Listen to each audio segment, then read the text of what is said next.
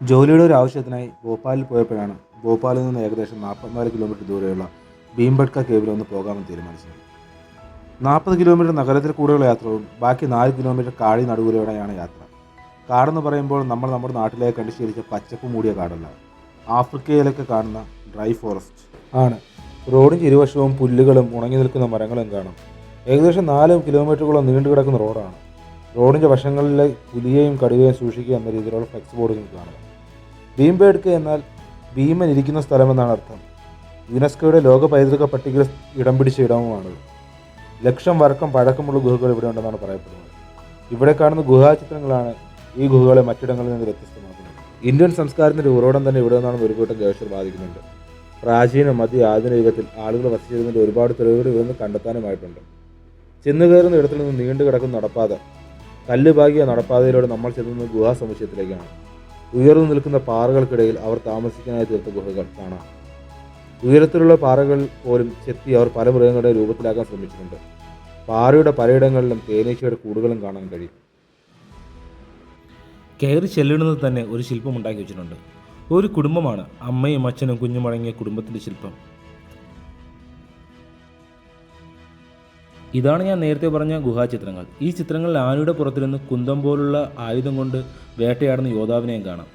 മറ്റുള്ളിടങ്ങളിൽ നിന്നും ഇവിടുത്തെ ഗുഹാചിത്രങ്ങളെ വ്യത്യസ്തമാക്കുന്നതാണ് ആദിമ മനുഷ്യർ ആയുധം ഉപയോഗിച്ച് വേട്ടയാടുന്ന ചിത്രങ്ങൾ. പാറയുടെ പലയിടങ്ങളിലായി മൃഗങ്ങളുടെ രൂപം പോലെ ചെത്തിയൊതുക്കിയിട്ടുണ്ട്. ഇതൊരു പന്നിയെപ്പോലെ ചെത്തിയെടുത്ത രൂപമാണ്. പുറത്തെ കാഴ്ചകൾ കണ്ട് നമ്മൾ ചെല്ലുന്ന ഒരു കവാടത്തിലേക്കാണ്. വലിയ പാറയുടെ നടുവിലൂടെ ചെത്തി മിനുസപ്പെടുത്തിയെടുക്കിയ ഒരു കവാടം. നല്ല ഉയരത്തിലാണ് അവ നിർമ്മിച്ചു വച്ചിരിക്കുന്നത്. ഇത്രയും ഉയരത്തിലെ പാറകൾ ഒരു ആധുനിക യന്ത്രങ്ങളുടെ സഹായമില്ലാതെ അവർ എങ്ങനെ നീക്കം ചെയ്തതെന്ന് അറിയില്ല.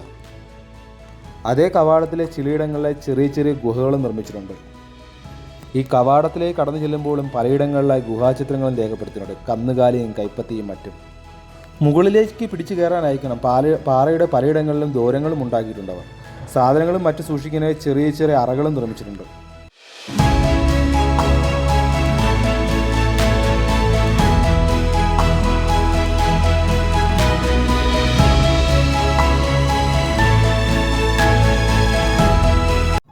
നേരത്തെ നമ്മൾ കണ്ടത് പന്നിയെപ്പോലുള്ള രൂപമായിരുന്നെങ്കിൽ ഇപ്പോൾ കാണുന്നത് ഒരു ചെറിയ കുരുവിയെപ്പോലുള്ള രൂപമാണ്. വീണ്ടും ഒരു നടപ്പാതയാണ്. കാടിന് നടുവിലൂടെ കല്ലുപാകിയ സുന്ദരമായൊരു നടപ്പാത.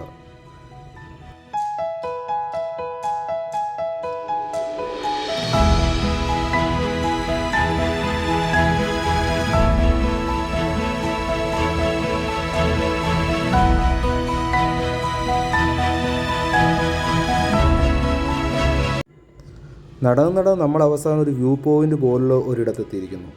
ഇവിടെ നിന്നുള്ള കാഴ്ചയും അതിമനോഹരമാണ്.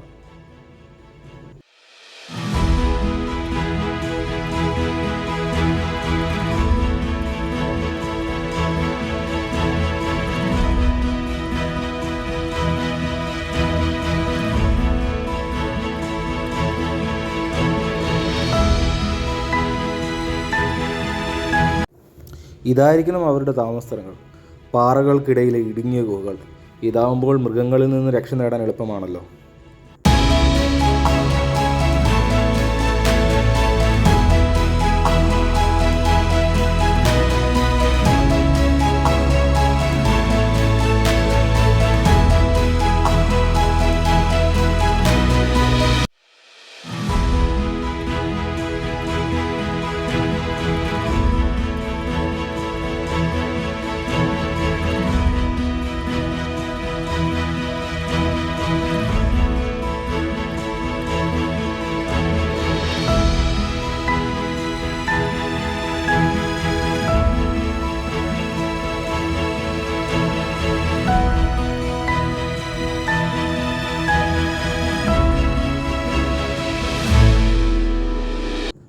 കാടിന് നടുവിൽ പാറകളായി ഇഴചേർന്ന് കിടക്കുന്ന ഇവിടെ കാണാൻ തന്നെ ഒരു പ്രത്യേക ഭംഗിയുണ്ട്.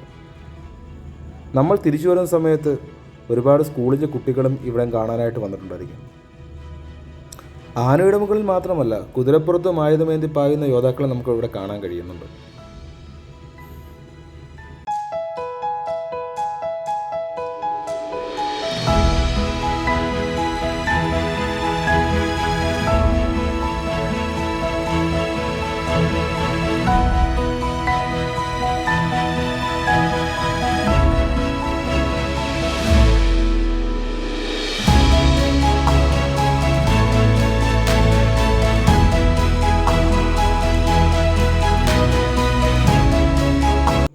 വന്ന അതേ വഴി തന്നെയാണ് തിരിച്ചു പോക്കും. കല്ലുകൾ പാകിയ നടപ്പാതയിലൂടെ നമ്മൾ കയറി വന്ന കവാടത്തിലൂടെ നമ്മൾ തിരിച്ചു പോവുകയാണ്.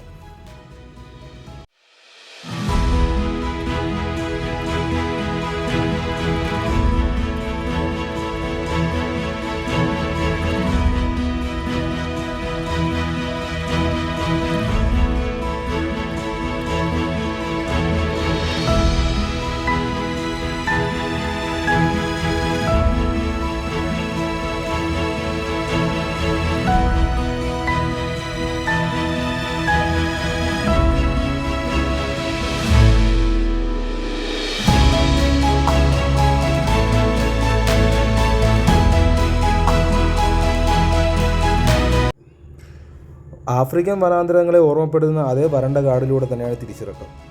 തിരിച്ചിറങ്ങിയപ്പോൾ എൻ്റെ കൂടെ വന്ന സഞ്ജയ് ശർമ്മ ബൈക്ക് ഓഫ് ചെയ്താണ് ഇറക്കിയത്. സഞ്ജയ് ശർമ്മയെ ഞാൻ റാപ്പിഡ് ബുക്ക് ചെയ്തതാണ്. പിന്നെ പുള്ളിക്കാരൻ എന്നെ ഇവിടെ കൊണ്ടുവന്ന് ഇവിടെയുള്ള പലതും കാണിച്ചു, പല കാര്യങ്ങളും വിശദീകരിച്ചു. തിരിച്ചു പോകുമ്പോൾ എനിക്ക് നമ്പർ തന്നു. സാർ, ഇനി വരുമ്പോൾ എന്നെ ഇവിടെ വിളിക്കണേ, നമുക്കൊന്നുകൂടി കാണണം എന്നൊക്കെ പറഞ്ഞുകൊണ്ട്.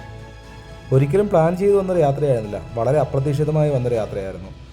ജോലിയുടെ തിരക്കിടയിൽ കുറച്ച് സമയം കിട്ടിയപ്പോൾ ഇവിടെ വന്ന് കാണാൻ കഴിഞ്ഞാൽ വളരെയധികം സന്തോഷം. പ്ലാൻ ചെയ്യാതെ വളരെ അപ്രതീക്ഷിതമായി നടന്നൊരു യാത്ര. സഞ്ജയ് കൂടെ ഇല്ലായിരുന്നെങ്കിൽ ഭോപ്പാലിലെ കായലിൻ്റെ കാറ്റും കൊണ്ടിരുന്നിട്ട് തിരിച്ചു പോകേണ്ടതാണ്. എന്നെ ഇവിടെ കൊണ്ടുവന്നിട്ട് ഇവിടെ കാഴ്ചകൾ മുഴുവൻ ചുറ്റിക്കാണിച്ചതിന് ശേഷമാണ് സഞ്ജയ് മടങ്ങിയത്. നല്ലൊരു യാത്രയുടെ സന്തോഷത്തിൽ ഞാൻ വീണ്ടും തിരിച്ച് ഹൈദരാബാദിലേക്ക് തന്നെ യാത്ര തിരിച്ചു.